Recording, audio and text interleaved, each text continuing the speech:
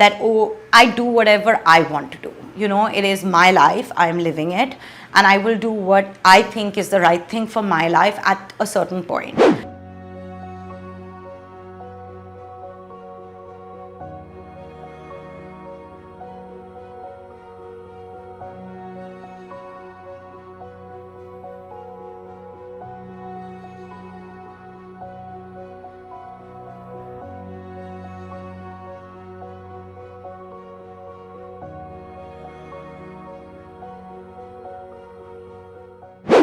To call Tanya Ghavri the leading stylist of, I would say, not just the Bollywood but the entertainment industry in general at the moment would be an understatement.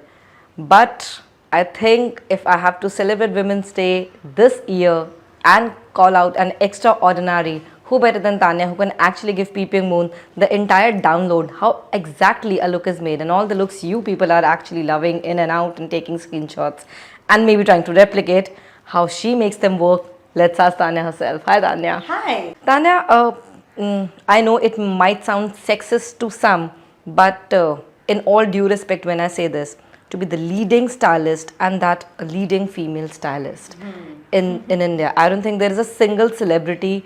Almost you have covered everyone. At least once you have dressed them. Yeah, I mean, there are a few that I haven't, but that's fine. I'm working with a lot of them, and the ones that I'm not working with, they're all looking amazing. So yeah, it's all good. It's all good. It's amazing. It's been amazing. Tanya, how do you define the fact that when anybody says a female stylist or a stylist has to be sans any gender? I mean, I'm just happy to be a female that young girls can look up to, that can become stylists or designers. So I'm very happy to be female. So I have no problem being called a female stylist. It's a tag I'll wear with a chip on my shoulder. Yeah, I'm very proud of it, and I think I really hope that there are lots of young girls that get inspired by me and follow their journey as well. What was the young Tanya like, if I have to at least like swoosh back a couple of years? Was she always the one with the dupatta standing in front of the mirror and trying to drape and say, this is the look I want to wear? No, not really. Actually, you know, where I was just like any other young girl, I was still figuring what I wanted to do. I wasn't very sure. When you're young, you're very confused about what you wanted to do, but I always knew I wanted to do something creatively.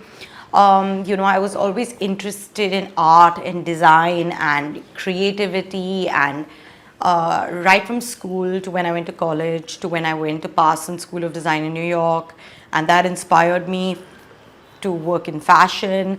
So I think it was always kind of subliminally there, but it kind of came to the forefront more as I grew up, you know, and then I started working. I did my internship at Vogue.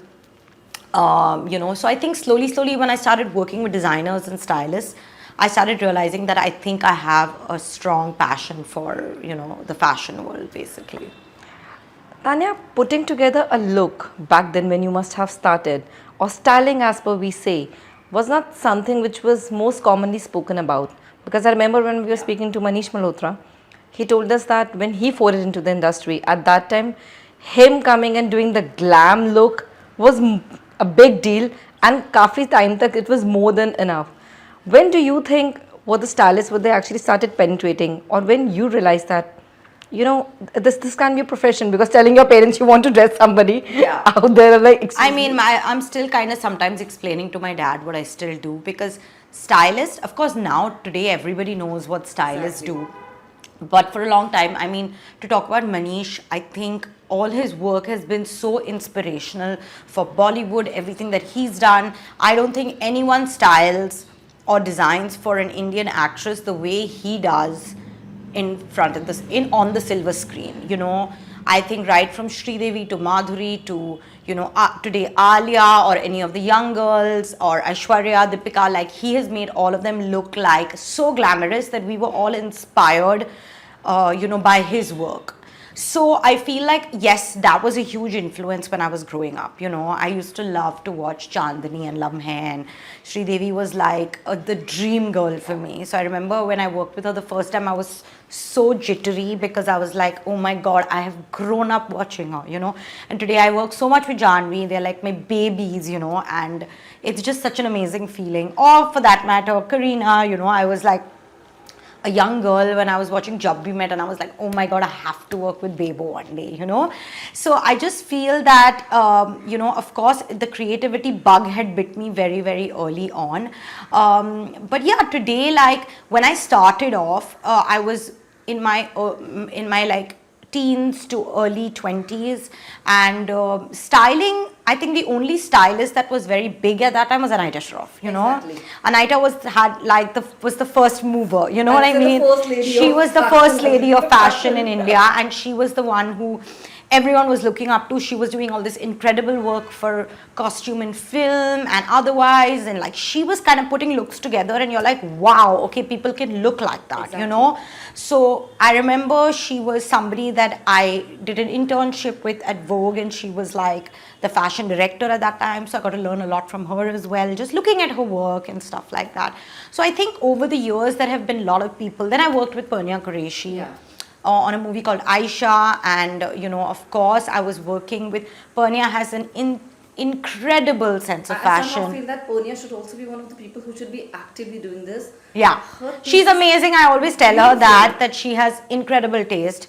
I mean, I think with her, it's just, I think it's passed down by her mom, because if you ever see Purnia's mother, she's just like the most uber stylish woman ever, and so is Purnia. And of course there was Purnia and Sonam and all these girls that are like, they have such a strong aesthetic that just learning from them, watching them, put things together. I think that was my school of fashion, you know what I mean? Like I went to Parsons, but I think that was really my school of fashion. I kind of learned what works, what doesn't work, and of course I built my own style as well along the way, and I kind of, but you're always learning, and I'm always still learning, and I'm now learning. I feel like now I'm learning to see how I can incorporate my style but also make it trendy for like the younger girls that I'm working with, So I think, yeah, and I think for everyone that you work with, it's their individual style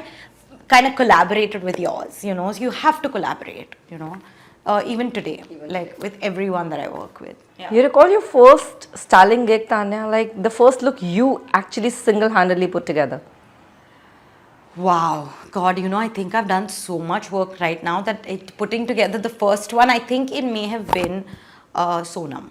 Sonam was like one of the first actors that I styled personally, and it must have been an Anamika look, because it's just Sonam and Anamika are so synonymous with each other.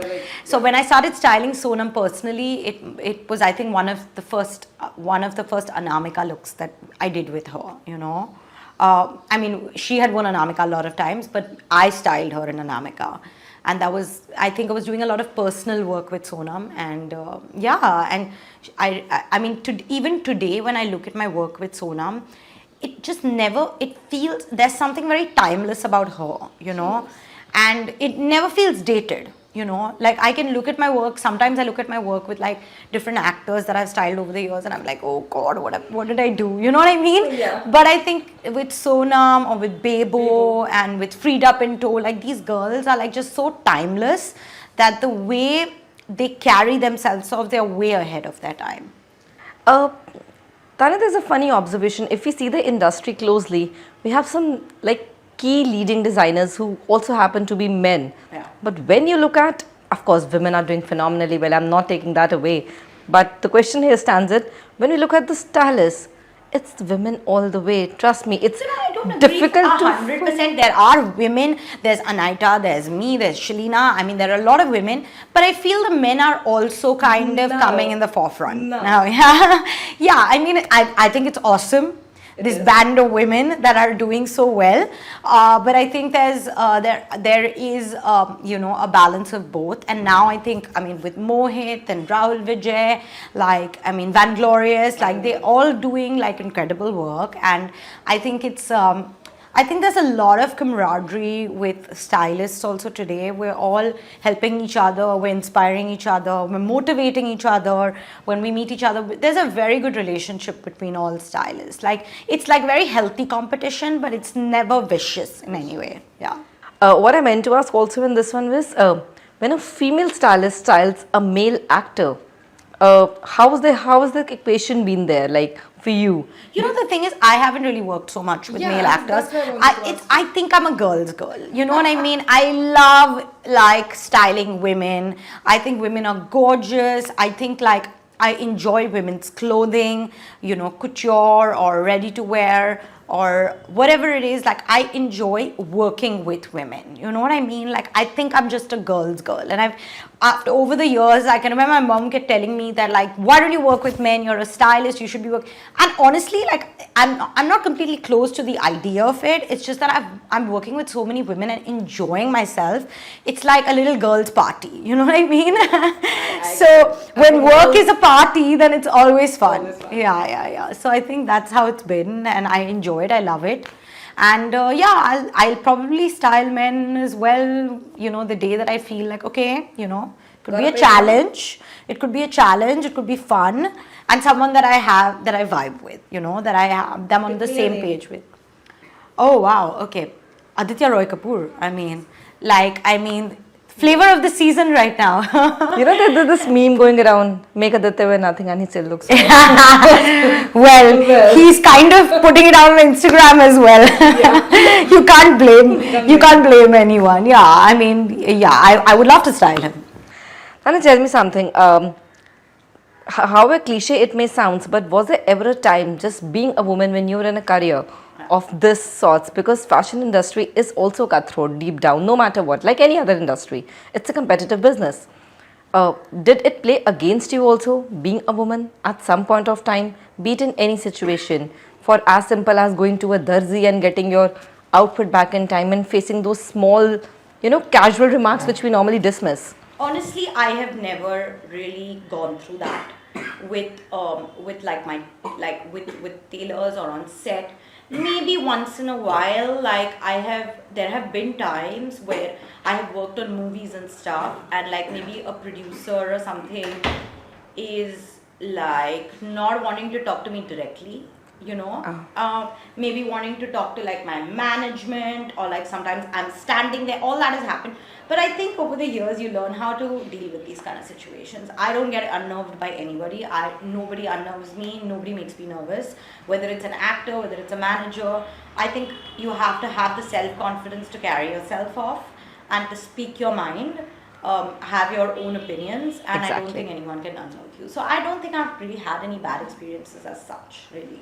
I like that one. Yeah. There's also what comes heavily handy with a stylist is, of course, I love Diet Sabya. I'm telling you. But not just Diet Sabya for that matter, also the trolls who actually just totally rip apart a look. Yeah. And at times it also gets a little toxic, because there are comments I was going through when I was making this questionnaire for you, that when a female stylist ends up styling a leading female star, they're like, oh, you don't get the, you know, the other female fashion psyche. It gets dirty down the drain also a lot. You know, the thing is, if you pay too much heat to trolls, you will not be able to do your work. So actually, I kind of put my work out there, and I do not bother about trolls. I've never bothered about trolls. I take it with a pinch of salt. If I do a look and I feel like there's a lot of criticism, then I look at it like, okay, maybe I faltered, because I'm human. So maybe sometimes I have bad judgment, bad day, whatever. But I don't pay too much heed to negative criticism. I take it with a pinch of salt, and positive criticism, great, you know, awesome. Like, I enjoy it. But I don't think I let anything not keep me grounded, you know. So I think that's the most important thing. You got to just do your work. You got to make sure you're happy. You're going to make sure your client is happy. You got to make sure that you're doing the best for them and for the event. And I think that's all that matters, you know. You just got to do your job. You got to do your job. Yeah. It's as simple as that. Yeah. I think either there are too many women in the room also as of now. I think women can do it all. That's something I've always believed in. 100%. 100%. But then why why do we say that women can do it all also? Because nobody gets the bottom line of it, that there can be breakdowns, and we have to normalize that you can do it. All kind of course. pressures can also be a little too heavy. I think it's to do with the fact how much pressure you put on yourself, like I am someone who likes a very balanced life in that sense. Like I will never overwork, everybody who follows me on Instagram knows that I take a lot of time off. I'm always holidaying. I'm always on a holiday. I enjoy work, I balance my time with my family, my friends, time at home. I love to travel. So I don't get pressurized by anything societal. Like that, oh, I do whatever I want to do. It is my life, I'm living it, and I will do what I think is the right thing for my life at a certain point. I've always lived like that. So I don't think that anything exterior societal can ever pressurize me, with anything in life, and I think I've grown up in a household or a family where I've grown up with strong women, whether it's my mom, my masi, or like whoever it is. We've all grown up as very strong, independent, individualistic women, and that's what I've learned, and that's the only life I know. And I think that's the life everyone should be Yeah. knowing about. Tanya, what's also interesting, that you mentioned your Instagram, apart from the holidaying, you're also a fitness freak. Yeah, I love it. And that's a journey, not something, I would say it's an overnight thing. It's over the years I have seen you getting into fitness, and Yeah. you can give any of your young girls a tough run God, for their no, money. No, not at all. They are all working very hard and looking super glamorous. Honestly, I just do it because I feel that it keeps me alive, and I have a lot of energy to work because, as a stylist, like, great, it's a glamorous job, but it requires a lot of time and energy and, many hours in the day. So I feel like more than anything else, it's like it keeps me alive, it keeps me fit, it gives me good energy, it gives me good, like a good kind of feeling, and of course your body and everything is a byproduct of all of that, and I love to wear nice clothes because I love fashion, so I enjoy it myself.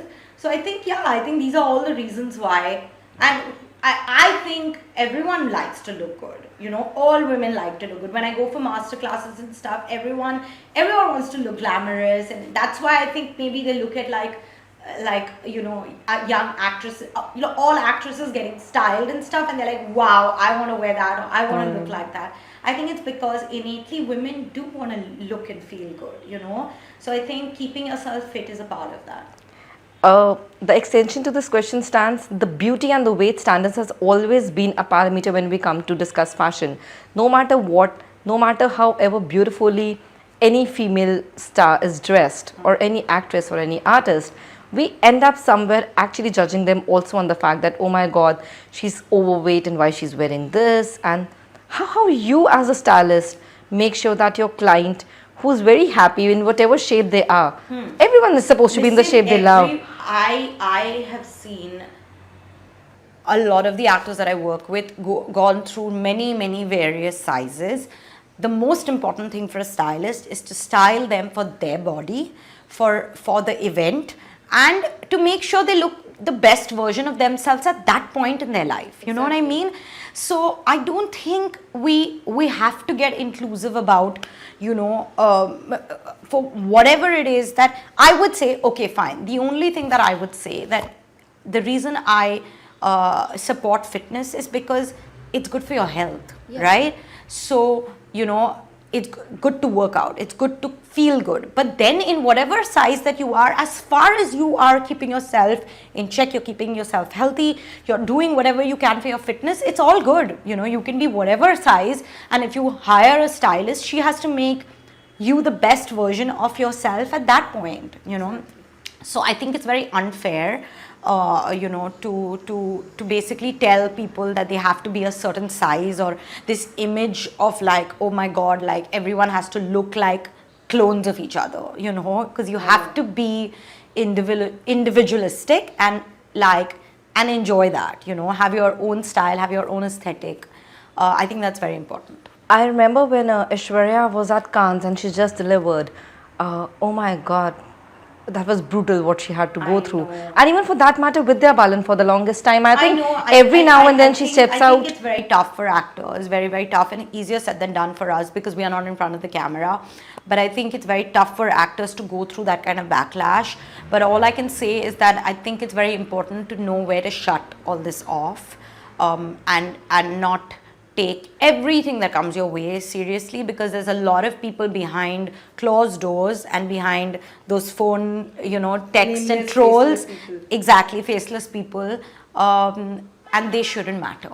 It really shouldn't matter. It shouldn't spoil your day, because there are lots of people around you that love you, and and those are the ones that matter. Yeah. It might go to sound funny when I ask you, what's fashion for you, Tanya? I think it's a way of life right now, I think it's your personality. I think it's the way, it's speaking without speaking, Like when you enter a room and the way you're dressed, and the way you're carrying yourself, you're saying something about yourself without even saying something. Agreed. Yeah, so I think it's a form of expression. If Tanya gets the chance to pick 3 women, not from the current lot, that's the easy way I'll give it to you, but who you could style with, somebody who they were always on your list, borders across, no matter. Anne Hathaway. Oh my God, she looks gorgeous, gorgeous.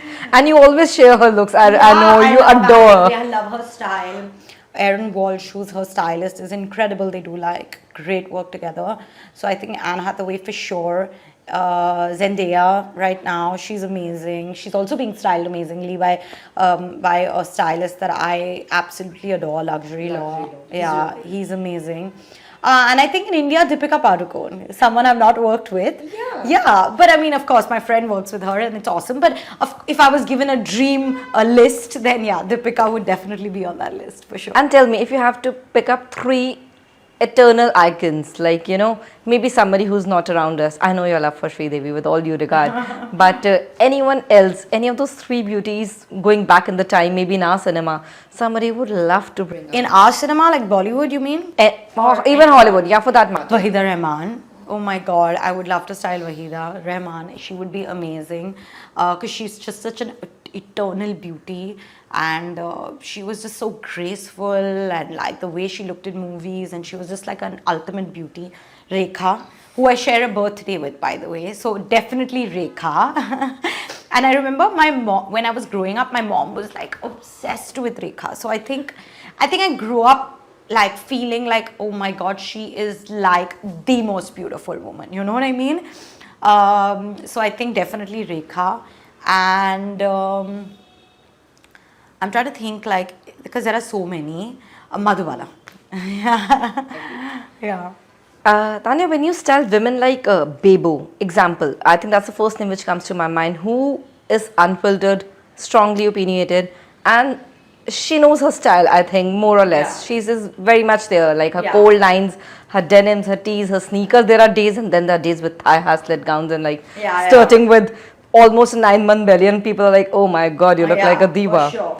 How is it to work with women who are strongly opinionated, very clear in their vision? How are the creative energies there? I think a lot of women that I work with are like that. I said that's the first name And which I came think to that I always tell myself that I think I'm attracting that energy. You know what I mean? I'm attracting the energy of like women that are strong, opinionated, clear, focused, very motivating, very inspiring on a daily basis. I think maybe that's why also I love to work with women, because I feel that they give that energy to me. You know what I mean? And I feel like that. But I think it's exhilarating to work with women like that. You know what I mean? It's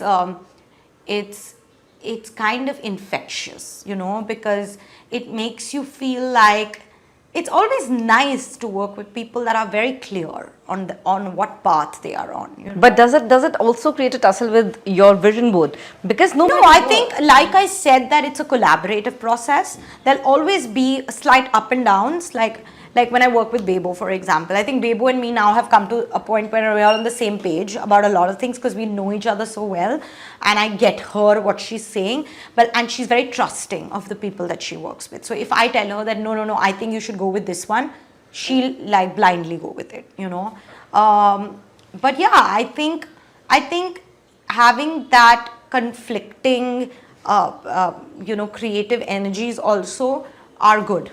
because they help, like they help. I've never really had a fight. I was actually going to ask you, could you give me like one? No, honestly, I've never had a fight with anyone I've worked with. It's always been, there could have been a slight argument, there could have been like, okay, no, I don't think so, and then she's like, okay, but it's always a conversation. It's never a fight, Tanya, I personally feel when I use the word woman and power, I think they're the synonymous two sentences with, or two words with each other. Yeah. How do you define womanhood, or for that matter the concept of being a feminist, not the cliche feminist which people do the chest thumping about? How you define that entire like how would you sum up a woman or a feminist, any of these words? What are these in your dictionary? I feel like it's anything I say right now in terms of being a feminist will always be construed in different ways. So I will not say anything in terms of that. But what I will say is that honestly, I just think that I think we lay too much attention on, female and male and, I think we lay too much attention on the tags, I think what I've come to understand is that at the end of the day, at the end of the very day, it's very, very important, and I think this is a lesson that I've learned over the years while I've worked with different people, is that you gotta just be kind, you just gotta be kind, you gotta be humble, you gotta stay grounded, you gotta do your work, be good to people, and, just work really hard, because there's no kind of, there is no substitute for that. You know what I mean? Whether woman, man, anything, I think it's just important to do what you have to do with as much kindness as possible. I keep seeing Shah Rukh Khan's interviews, and I think he's just somebody who inspires a lot of us, and the way he speaks to people, how kind he is and how gentle he is. You know what I mean? I think that is, I love women, and I love to look at women and hear them speak, but look at him, you know what I mean? And he is, I think he's an inspiration for women all over the world, in India, all over the world, the way he conducts himself, the way he is, and his kindness is pouring out of him, So I think I think he's a feminist, so I think a lot of women, are like, oh my God, we're feminists, but there are a lot of men that are feminists as well. And who get the definition right for that matter. Exactly, yeah. So I think it's, I think at the end of the day, it's about kindness. Yeah. Tanya, you understand that when you style anyone, and especially a female body, when we call about it, it's very easy to slut shame. And I use that term strongly, because where on one side people would love to see a woman dressed beautifully, and it's a woman's choice, whatever part of the body she wants to reveal, there is also a section, and I'm not just saying trolls, in general, some educated, so-called educated folks, and on the channels and media outlets at times, who really dress that look down completely. Do you think it's a little too heavy a conversation or a topic? I just think that, like I said, that it's really important to cut certain things out. You know what I mean? Like, I post everything on Instagram for myself. I'm on holidays, I'm doing whatever, I'm going for Paris Couture Week, I'm going to Maldives, I'm chilling, I'm putting things on actors. It doesn't matter to me what anybody says on Instagram, whether it's slut shaming or whether it's body shaming, whether it's... Especially for your looks. I know. It doesn't... I remember Janvi went through a really, really tough time when you started giving her the transition post Dhadak, and you got her into the entire glamorous mode. That girl, in my words, in simple terms, she was actually upping her game. She was changing her look. But oh my God, they really... I think it's very important to not pay heed. Like I said, it's very, I know it's easier said than done. It's very tough for actors to deal with it. But I think they've all learned how to cut that out. You know what I mean? And understand that what is more important. And at the end of the day, they wear what they feel good in. They wear it for themselves. They wear it for, sometimes when we work with actors, I'm like, okay, you like it, I like it. Let's just wear it for us. You know what I mean? Like, we're in a little bubble, and for our, like, people that we love, etc. And And I was like, as far as you're feeling comfortable, and that's the most important thing. You have to feel comfortable, because when an actor or a model or whoever it is, a client is not comfortable, it shows on your face. Exactly. You know what I mean? So I think that is the most important thing. All this other trolling stuff, honestly, it comes out of a lot of insecurity, jealousy. It comes out of, wanting to do that and not being able to do it. Like all of that stuff. I think everyone has their own kind of, like everyone's on their own trip. So it's very important to cut that out and understand that you have to know what your priorities are, and just stick with that. And, don't let any of these negative energies affect you. I think that is very, very important. Like in this context, I have an example to ask, like Urfi Javed, as Dirty Magazine recently called her DIY princess, and I get her analogy that if I couldn't afford it, I did whatever I could with the material I have. But I was hearing a conversation just as I entered this interview. She's like, how fashion for me was an escape, but how people made it a sexualization of my escape. I mean, see, like I said, fashion is an expression, right? So maybe that is her expression, and kudos to her. Like, she's living her life on her own terms, and good for her. But what I'm trying to say is that I think it's very important to understand where to take criticism and where to stop it, and where to have horse blinders on and live your life. Because if you start getting every troll, everything that's being written about you, if you start letting all of that affect you, you will not be able to live a normal life. So I think it's very, very important to meditate and and know where to put a stop to certain things. Yeah. A day can be hectic. Do you have your breakdowns? I don't, because I know how to balance my day. I remember in my early 20s, I used to do too much in the day. Now I don't do that. I take the time off. I love to go for coffee with my mom in the mornings. And then, like, if I'm not shooting, I'll do my workout, I'll do yoga, I'll train, I'll go for a walk, I'll, do my fittings. And even when I'm with the people that I work with, I feel like now work with, whether it's Kiara or Ananya or Sarah, like they're all like also my friends, and we have so much fun together. Even when we're working, it doesn't feel like work, it just feels like blessing. Yeah, exactly. So I think I've learned how to balance my day, and I don't have breakdowns. Thank you, Tanya. This has been fun. I think I got pretty much and more than what I expected for. Amazing. I'm happy. I'm glad. It was really fun actually to talk, because I didn't realize time, and it was... Yeah, I just realized. I'm like, oh my God, we've been rolling for almost an hour, and these guys will be like, hello, we were supposed to do 2 interviews. We will be draining the hair out of it. But I would love to do something whenever you have time, because there are really, really people I know who look forward to your work. Yeah. I do have people within my own circle, I know they would die to intern with you. But I would really, really hope that sooner or later we get a chance to show what exactly happens in a day of a Stylists and Darlings. It's not easy. It's not easy. I have a vivid memory. I have only one memory of you till date. There was some event, and I think in your backpack, you were calling out one of the girls who we were working with. And what exactly you were looking for was a sui dhaga. Yeah. And you were like, you must have called the young girl and like, don't have a sui dhaga on you.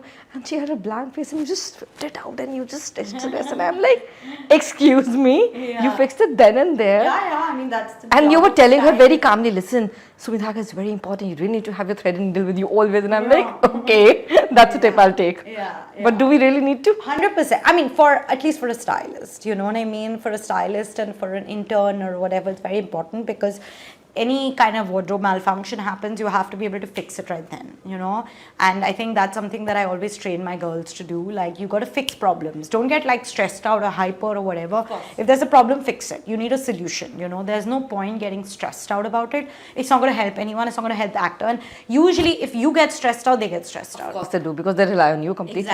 Exactly. So yeah. But thank you so much for doing this, and thanks to everyone who'll be watching this one. And we promise you, next time we are going to do one more detailed setup whenever we get Tanya's time. how exactly a day in her life looks like, because trust me, what I can at least see from in this last 1 hour is going to be one hectic, but yet a balanced day. That's what Tanya advocates for. 100%. Thank you Thank you so so much.